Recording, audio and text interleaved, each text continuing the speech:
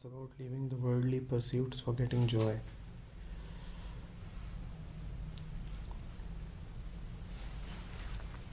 Not the right language is being used.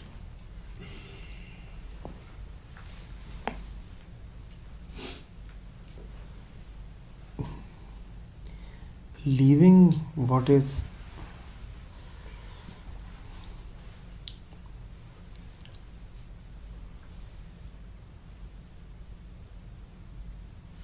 not that is all right, but that leaving is not done with an objective to get joy.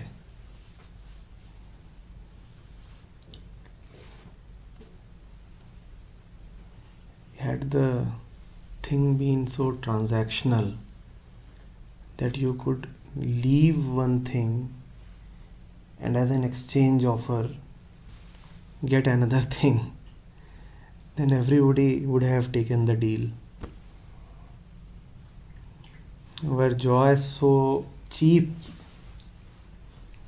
that it came in exchange for this and that, then we all would be full of joy. This is not exactly what the Ashtavakra Gita says.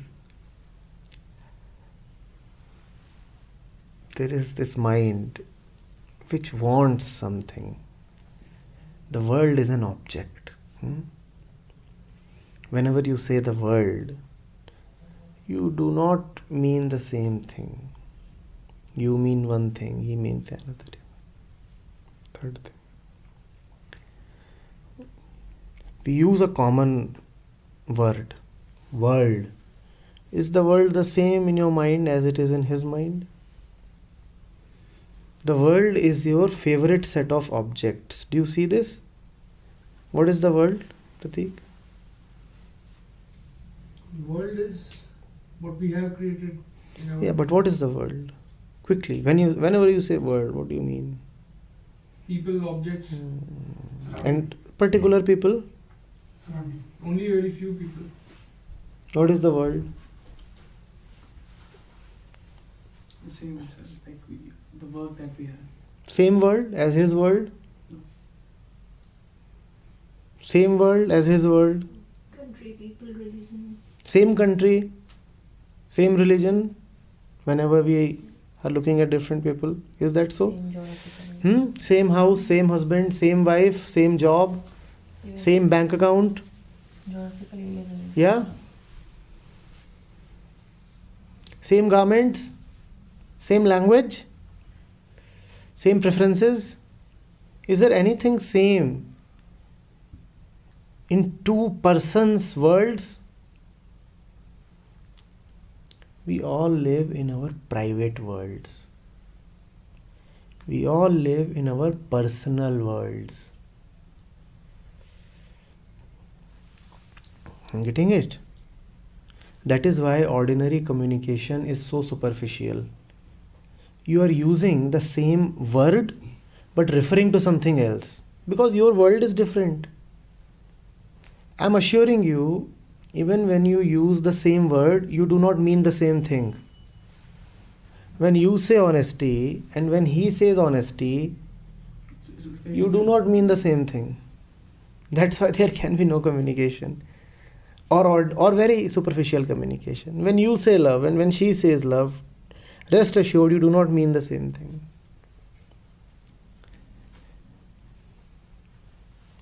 If I just say A and ask, please draw A.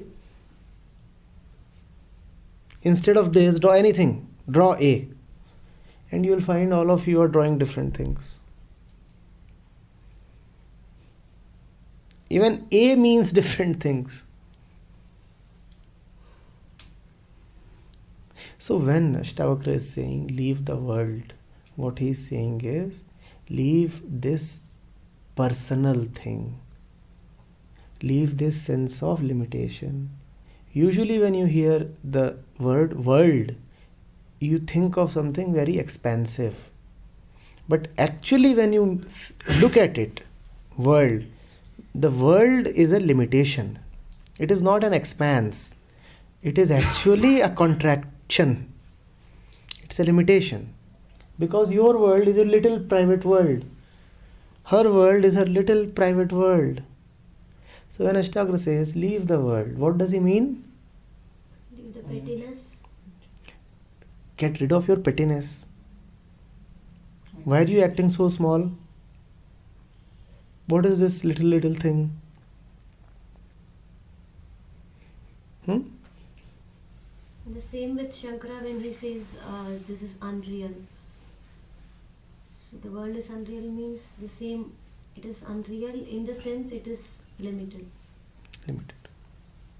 In fact, the fact is we don't even have the capacity to accommodate the whole world. Even your neighbor's world. Forget about the whole world. Even your neighbor's world. It's impossible. You'll have to be that person in order to know his world. Even care. Even we don't have the capacity even to care. Yes. Because I care only about my own world. Until the time I live in this personal thing, there can be no meaningful communication. Forget about love. There can't even be communication. That's what Ashtavakra is asking to give up. We are afraid that the other person's pain will become my pain. And I have to react to that if I let him in. Yeah.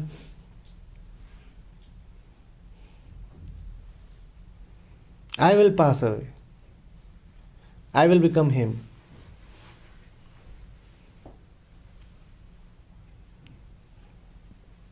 Such a big problem.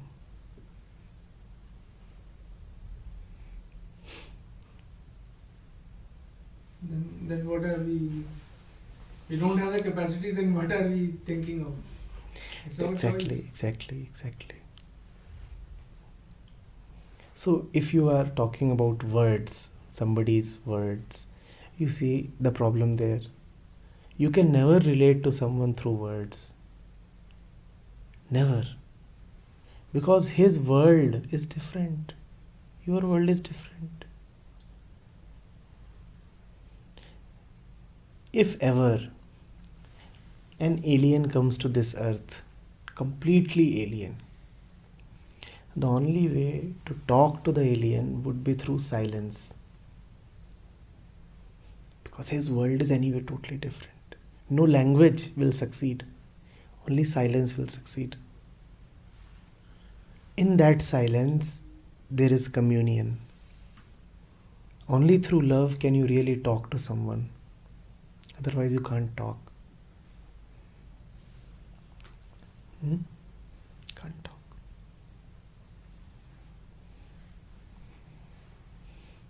You see the uselessness of negotiations and prolonged arguments and discussions. We talk so much not because we want to say something. We usually talk a lot because we want to hide something.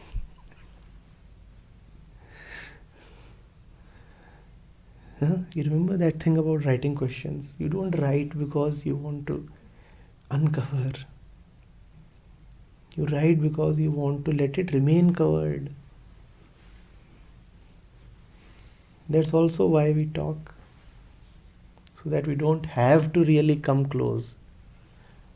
You meet somebody and how awkward it is To remain in silence. to remain in silence. You must talk so that the separation is there. Talking maintains that separation. That separation must be there. So you talk. Even if it is a senseless, meaningless talk. But some talk. And you sometimes feel like being in silence, but still you talk. We still will talk. Because it's awkward. It's a screaming silence. You can't tolerate it. Because it seems that our mind has started talking by itself. Our minds. Unbearable. So say something. Say something about the road, the weather. But say something for God's sake. How can you be so rude? But sir, why? Why does this happen? You want to avoid love. Love is the death of ego. You want to avoid any kind of connection. Your entire purpose in life is to avoid love. We always think that there is someone not here, in space, in time, which I will meet and I will love. Even if we do not think that, I want self-preservation. I want the preservation of the ego. So I must avoid love at all costs. Attachment is all right. You ask me to be attached, I will be happily attached. You ask me to be attracted, I will be happily attracted. You ask me for a bodily relationship, I will be more than happy for a physical relationship. But love, that I cannot tolerate. That I cannot tolerate.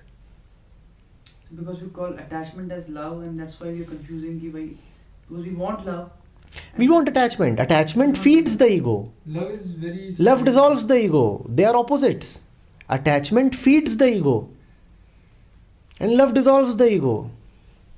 So attachment is all right. Please let me be attached to you.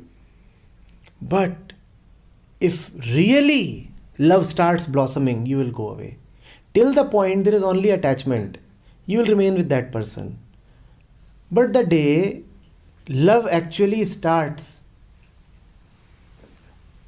you will find that you are going away from that person. You cannot tolerate love. And you also cannot tolerate the really lovable. He starts getting into you. You can be very easily attracted to some mediocre, ignorant person. But the really lovable, you will be scared of that person. That you cannot tolerate. You'll feel like being with him all the time, and you're scared of that. You have to lose your life. You're gone. You'll find some excuse. You'll find some reason. You'll find some way of maintaining separation. But the only actual reason is my falsenesses must live. And in the light of the truth, in the light of love, my fakeness cannot survive. For my fakeness to survive, distance is important, separation is important. And look at the entire world. We say fakeness is more important than love. For my disease to continue, I will reject love.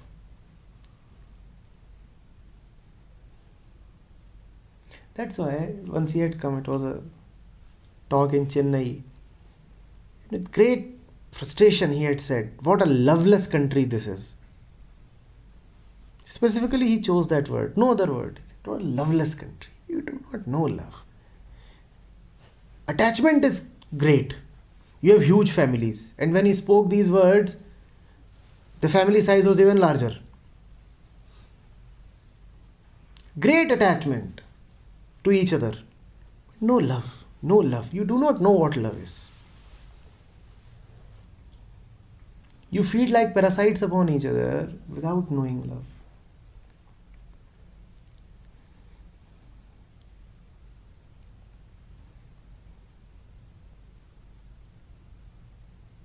So now this can be a good testing ground. Like for example, you are sitting in silence and but you feel like talking. Yeah. This means this is not love. This is actually attachment. Mm-hmm.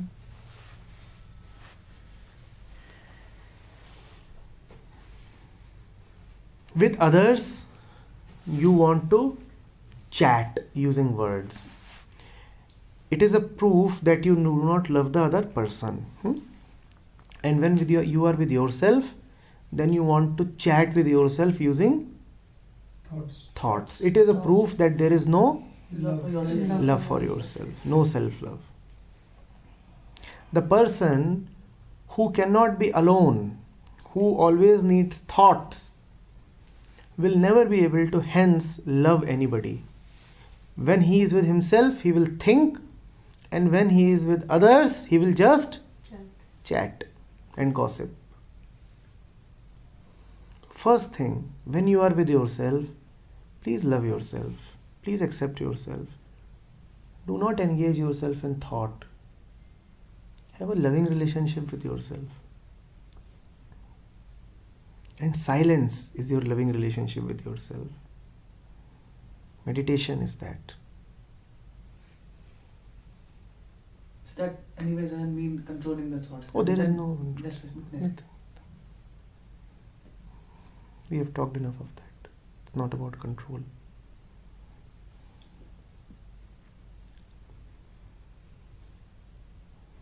But when you are talking so much, you feel you are on good terms with that person. That's our usual reaction, right? If two fellows are talking a lot, what do we feel? They must be friends. It only means they are uncomfortable with each other. Otherwise, what is the need to talk so much? But if you won't talk, your wife will say, he doesn't talk to me. Friends will say, you have changed. You're not interested in us. That's why you don't talk.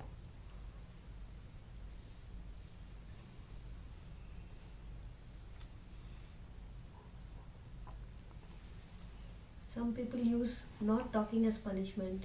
In my in-laws' house, my mother-in-law used to say, some of her relative used to punish the girls while not talking. Why not? Not only girls, anybody. Matlab, In general, time. you use this as your show of disapproval. I do not like you, so I'll not talk to you. So silence means But reverse is the horror. case. Talk and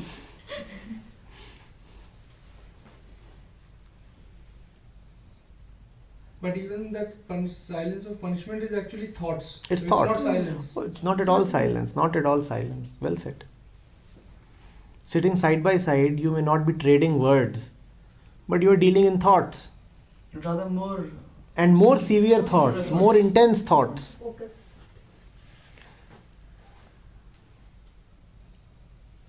You may not be communicating to me through words, but it is written upon your face. You are thinking of me all the time, even if in hatred. But I am the object of your thought. Is that silence?